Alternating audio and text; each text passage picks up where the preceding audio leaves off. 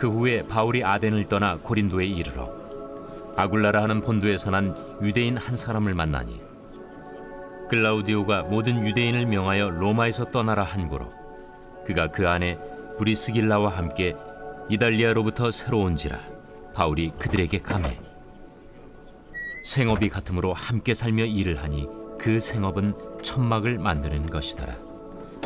안식일마다 바울이 회당에서 강론하고 유대인과 헬라인을 권면하니라. 실라와 디모데가 마게도냐로부터 내려오매 바울이 하나님의 말씀에 붙잡혀 유대인들에게 예수는 그리스도라 밝히 증언하니 그들이 대적하여 비방하거늘 바울이 옷을 털면서 이르되 너희 피가 너희 머리로 돌아갈 것이요 나는 깨끗하니라. 이후에는 이방인에게로 가리라 하고 거기서 옮겨 하나님을 경외하는 디도 유스도라 하는 사람의 집에 들어가니 그 집은 회당 옆이라. 또 회당장 그리스보가 온 집안과 더불어 주를 믿으며 수많은 고린도 사람도 듣고 믿어 세례를 받더라. 밤에 주께서 환상 가운데 바울에게 말씀하시되 두려워하지 말며 침묵하지 말고 말하라. 내가 너와 함께 있음에 어떤 사람도 너를 대적하여 해롭게 할 자가 없을 것이니 이는 이 성 중에 내 백성이 많음이라.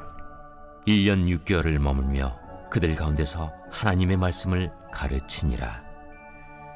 갈리오가 아가야 총독되었을 때 유대인이 일제히 일어나 바울을 대적하여 법정으로 데리고 가서 말하되 이 사람의 율법을 어기면서 하나님을 경외하라고 사람들을 권한다.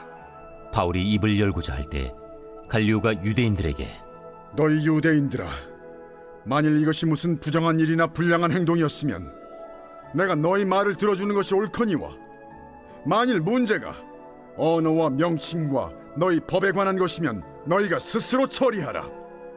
나는 이러한 일에 재판장 되기를 원하지 아니하노라. 하고 그들을 법정에서 쫓아내니 모든 사람이 회당장 소스데넨을 잡아 법정 앞에서 때리되 갈료가 이 일을 상관하지 아니하니라.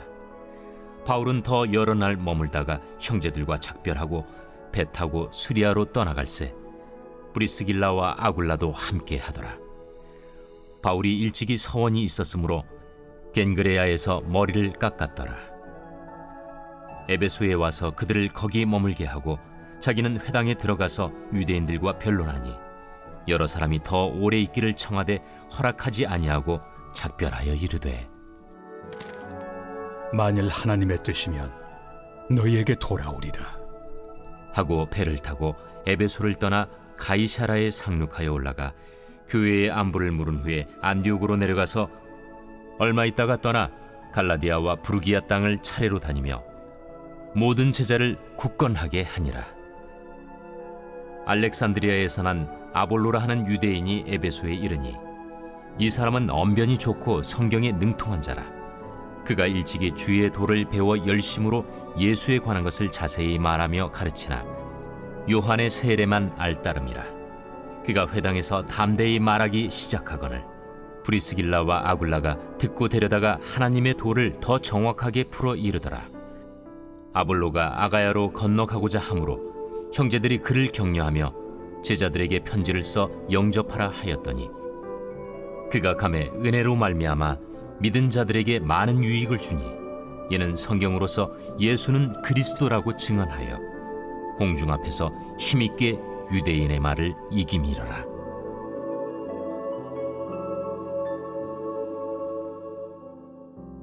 새벽 영성 기도 시간입니다. 오늘은 사도행전 18장 함께 살펴보겠습니다.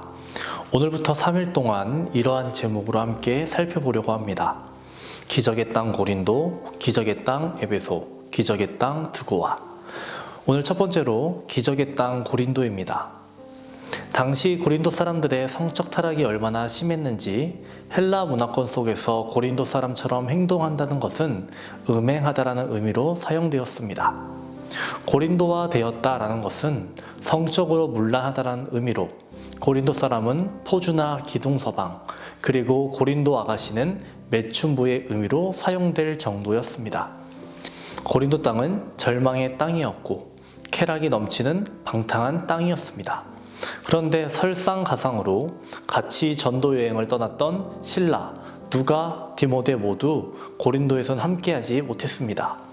전도 여행 중 루스드라에서 디모데가 합류했고 드로아에서는 누가가 합류하여 바울이랑은 총 4명이 되었습니다.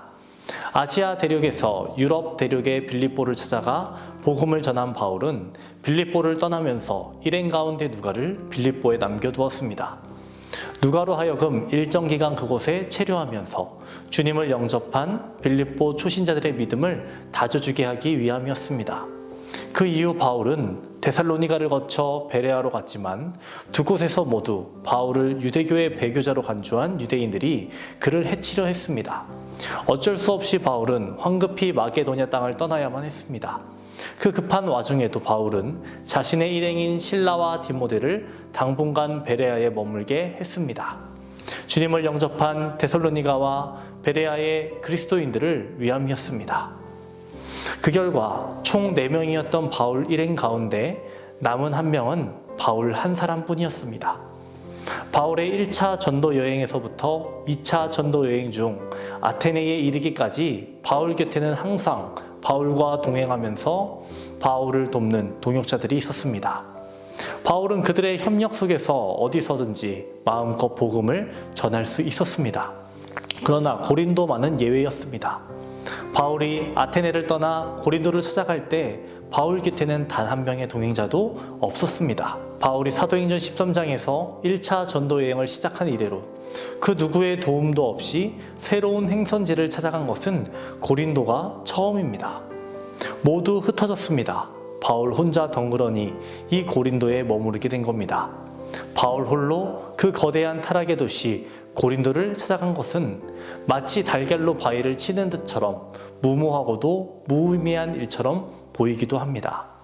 여러분, 인간적인 마음이라면요, 아무것도 하지 않겠다, 잠시 지나가는 곳인가 보다, 여기는 절망의 땅이다, 소망이 없다라고 여겼을 것 같지 않습니까?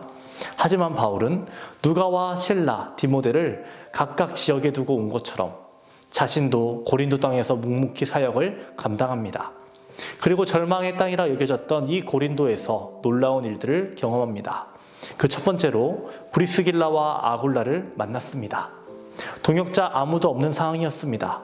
하지만 하나님께서는 브리스길라와 아굴라라는 동역자를 예비해 주셨습니다. 이들과 함께함으로 바울은 1년 6개월이나 고린도에 머무르게 되었습니다.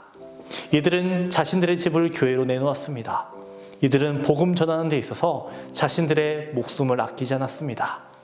로마서 16장에서 로마 교회의 문안 인사를 할 때 브리스길라와 아굴라에 대해서 이렇게 바울은 표현했습니다. 너희는 그리스도 예수 안에서 나의 동역자들인 브리스가와 아굴라에게 문안하라. 그들은 내 목숨을 위하여 자기들의 목까지도 내놓았나니 나뿐 아니라 이방인의 모든 교회도 그들에게 감사하느니라. 고린도에서 만난 브리스길라와 아굴라로 인해 로마에 대해 듣게 되고 로마를 더욱 꿈꾸게 되기도 했습니다. 두 번째로 놀라운 일은 바울이 쓴 모든 서신 중 첫 번째라고 여겨지는 데살로니가 전서가 여기에서 쓰여졌습니다. 헤어졌던 디모데와 실라가 고린도로 내려옵니다. 그래서 합류하게 되죠. 그들은 데살로니가의 상황에 대해 바울에게 알려줍니다. 그래서 바울은 데살로니가 전서와 후서를 이 고린도에서 씁니다. 놀랍지 않습니까? 고린도라는 절망의 땅이라 여겨지고 쾌락과 방탕이 만연했던 이 땅에서 바울의 최초의 편지가 쓰여졌다는 것입니다. 그리고 3차 전도여행 때 약 3개월을 고린도에서 머물렀는데요, 그때 로마서를 쓰게 됩니다. 바울도 이러한 일이 고린도에서 있을 거라 생각하지 못했을 겁니다. 하지만 놀라운 일을 고린도에서 경험했습니다.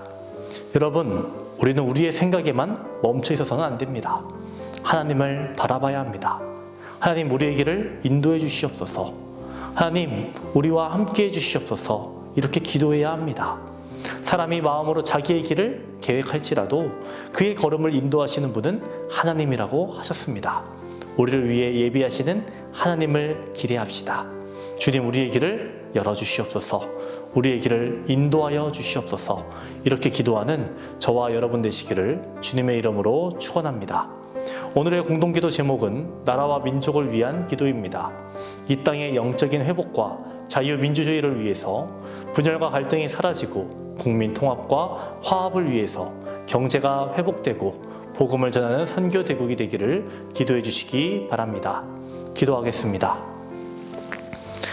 광야의 길을 내시고 사막의 강을 내시는 하나님, 우리의 걸음걸음을 인도하여 주시옵소서. 나의 생각과 뜻을 구하는 것이 아닌 하나님의 나라와 주님의 뜻을 구하는 우리 모두 되게 하여 주시옵소서. 우리에게 믿음을 더하여 주시옵시고 우리에게 성숙함을 더하여 주옵소서. 오늘은 나라와 민족을 위해 기도합니다. 이 나라 이 민족에게 영적인 회복을 허락하옵소서. 자유민주주의가 무너지지 않게 하여 주시옵시고 분열과 갈등 사라지게 하여 주옵소서. 국민 통합과 화합 이루어지게 하여 주시고 또한 경제가 회복되게 하여 주시옵시고 복음을 전하는 선교대국 되게 하여 주옵소서. 담임 목사님의 사역 가운데 항상 함께 하여 주옵소서. 말씀과 계시의 영을 부어 주시옵시고 말씀 전하실 때마다 죽어가는 영혼들 살려주시고 얼음처럼 차갑고 바위처럼 굳은 심령들 마음 녹여주시고 부드럽게 하여 주옵소서. 태의문을 위해 기도하는 성도 있습니다. 자녀를 허락하여 주시옵소서. 사고로 입원한 성도 일으켜 주시옵소서. 투석으로 어지럼증으로 디스크로 고생하는 성도들 모두 깨끗이 고쳐 주시옵소서. 공황장애, 불면증, 우울증으로 고통받는 성도들 내적 치유를 허락하여 주시옵시고 참된 평안을 허락하여 주시옵소서. 온전히 회복되게 하여 주옵소서. 뇌출혈로 수술하신 호환봉 전원님, 배경인 권사님 주님의 손길로 회복시켜 주시옵시고 주님의 손길로 만져주시고 깨끗이 회복되게 하여 주시옵소서. 어떤 후유증도 없게 하여 주옵소서.